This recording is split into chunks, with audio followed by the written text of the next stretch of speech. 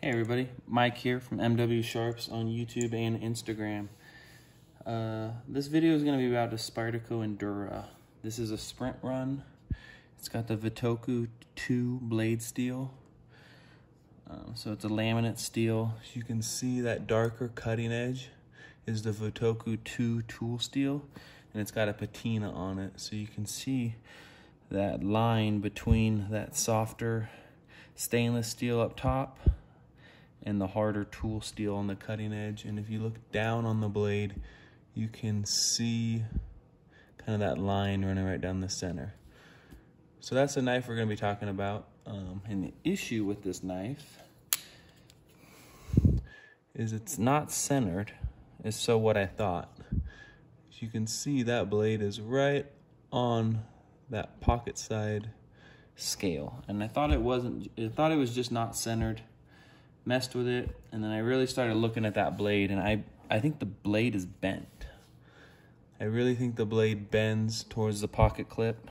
And the bend in my eyes starts about here, about halfway down the blade. I bought this knife secondhand, knowing it had issues. Did not come with a pocket clip. It's been used, so it's scratched up. That doesn't bother me. The issue that I knew about was the blade was not centered. And that's what I was told. So got a good deal on it. It was still worth the money. It was on one of the Facebook groups. I paid $60 for this knife.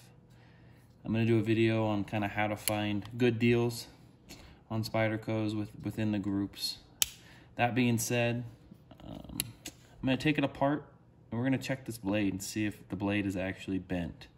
I read on the Spyderco forums and such that there were some issues with these blades warping, so that may be the case with this. But I'm going to take it apart and we're going to check it out. So to do this, you're going to need a T8 and a T10 Torx bit to get it apart. So I'll grab the 10 and the 8 just to make sure. Actually, maybe I'm mistaken. Let's see. The Endura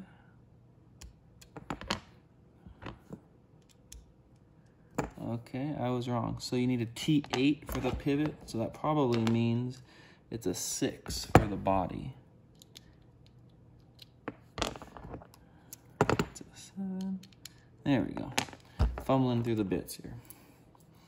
So yeah, T8 for the pivot and a T6 for the body. So let's get it taken apart and let's check that blade. This will also be kind of a how-to and what the inside of an Endura looks like. So this side here is going to, it's only one set of screws is what I'm trying to say. The back are just polished standoffs that are threaded. So you won't run into the issue with needing 2 Torx bits with this knife to kind of hold one as you're unscrewing the other, which is convenient.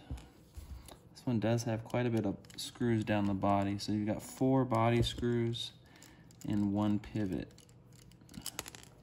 and then the 3 pocket clip screws, but I don't believe those hold the body together, but we will find out if I can get it apart after that.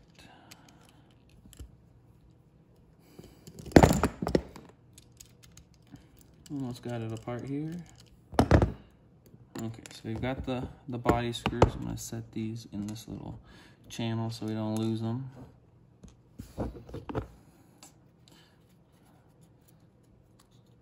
Okay, so it looks like the pocket clip screws do go into the back spacer holding the knife together. So we're going to have to get those 3 out as well.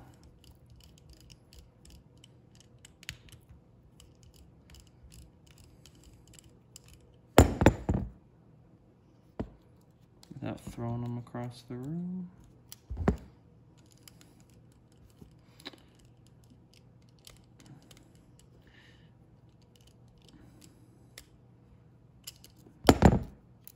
There we go. Okay, all the screws taken out of this knife, so there should be nothing holding it together anymore, which there is not. So this is what the inside of an Endura Delica, they're gonna be the same. They've got this is the newer version with the liners. I guess this needs some cleaning too, so we'll get all that taken care of while we're in here. So there's your FRN scale. Inside that is gonna be your liner. So we'll get that popped out as well.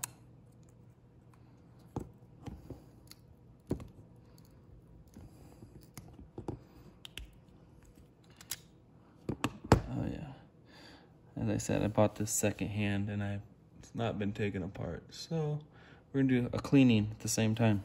But the point of this video is to check on this blade to see if it is bent or not. And just looking at it with my eye, I think it is bent. So let me get these off to the side. And I'm gonna get kind of a makeshift straight edge. It's hopefully in the camera, it'll come up.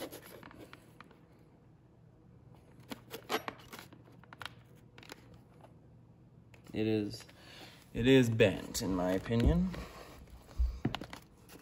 So using this straight edge, you can see, let's go over the orange there. You can see there is a bend and it starts even further towards the Spidey hole than I thought. It's about maybe a quarter of the way down the blade. You can see, and so if I flip this knife over and do that same view, you can see it hugs that plastic straight edge the entire way. But this side, holding the pivot, we have a bend, quite a bit actually, more than I had thought. So because I got this knife secondhand, I can't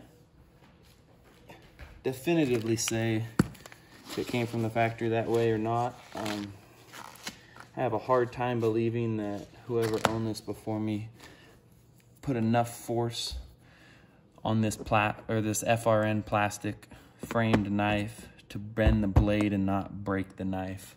So I kind of tend to believe the things I read on the forums about them having issues in heat treating and maybe warping.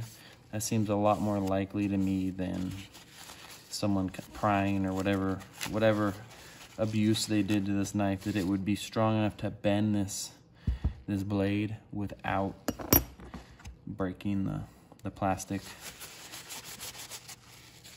body of the knife. So as you can see, I'm just gonna clean these up. I've got some Rem oil wipes here. I use these to clean them down because there is a somewhat of abrasion. What am I trying to say here? There's some abrasion to it, so you're not just kind of putting oil on it, but rather you're able to kind of scrub and really get that grime out of there. That is rust on the end here. I'm going to take off this bronze washer so we don't lose it. But this knife has some rust in the liners under the pocket clips. Not a huge deal. It doesn't affect the function of the knife. I don't have steel wool with me now, so I'm not even going to get it off completely. I'm happy with just wiping it down, getting some oil on there. And I'm going to take the washer and just rub it gently between this Rem oil wipe. I don't want to bend it. If you bend it, it really messes up your action, and there's no way to get another one. Spyderco does not replace their washers. So on this side, I guess to kind of see the insides, the guts of these knives, this is your lockback bar. There's the spring that it rides on. That's what gives it tension.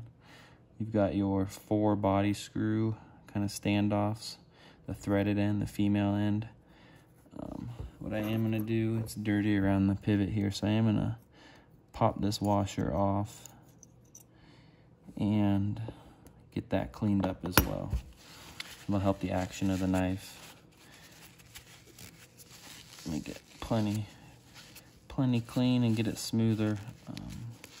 What's nice about these is you're cleaning it and then it's leaving an oily residue, this Rem oil, on the surface. So you're doing 2 in 1. You're able to clean it and kind of oil it at the same time, and you get that oil right where you want it on the bushings.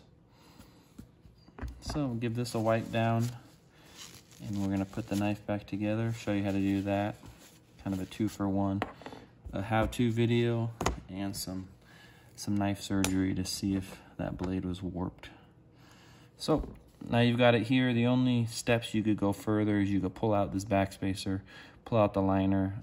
I don't see any signs of damage under there, no rust, nothing, so I'm not going to do that. But to know if you needed to, you just pop these standoffs out and you can get that liner out as well, and then you're completely taken apart. I'm not going to do that today. So the way this lock back works is it's a little tricky, but we're going to put it back together, and it's under spring tension, but it's not too difficult. So you want to get your washer back in there, get the blade on, and then you're going to get your lock bar set over that one. Oh, that's incorrect. Let's see.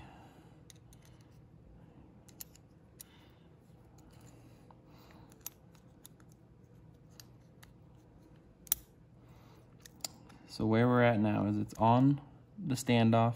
You gotta be careful not to cut yourself. But now you're gonna have to put spring tension until you can pop over the top of that blade like that. And now you're where you need to be. If you open it more, it'll take that tension off. It'll drop into that channel. So now there's not as much tension. So everything's pressed up. All these back ones are pressed fully. So now we can put the next washer on. And then we'll put this scale back on and put it together, and we're done.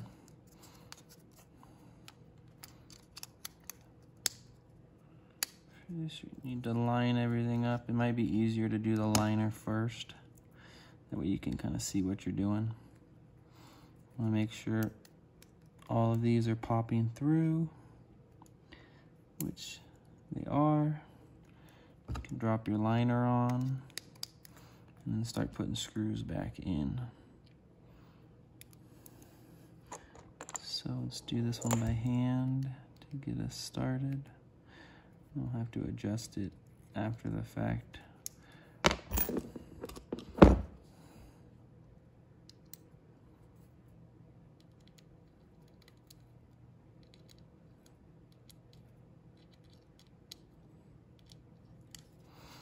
Now, I guess just a little discussion as far as this blade being warped. Yes, it's warped. Yes, it's annoying. But it doesn't really take away from the function of the knife in my mind, at least not that I've experienced yet. Still cuts the same. I don't believe it would be any weaker for the uses that I am gonna have for this knife. Like I said, it is a FRN. It's steel lined, which does add strength, but it's still a FRN handled knife, so it's not a high use or abuse knife. I think the handle's gonna break before you break that blade. It's just my opinion. I've never exerted that much force on a Delica or Endura to know that for sure, but in my opinion, I think the handle's gonna be the weak point versus the blade. So let's get these tightened down, which they are, and you get the pocket clip back on. And I'm right hand carry, and I like the tip up, so we're gonna put it in this position.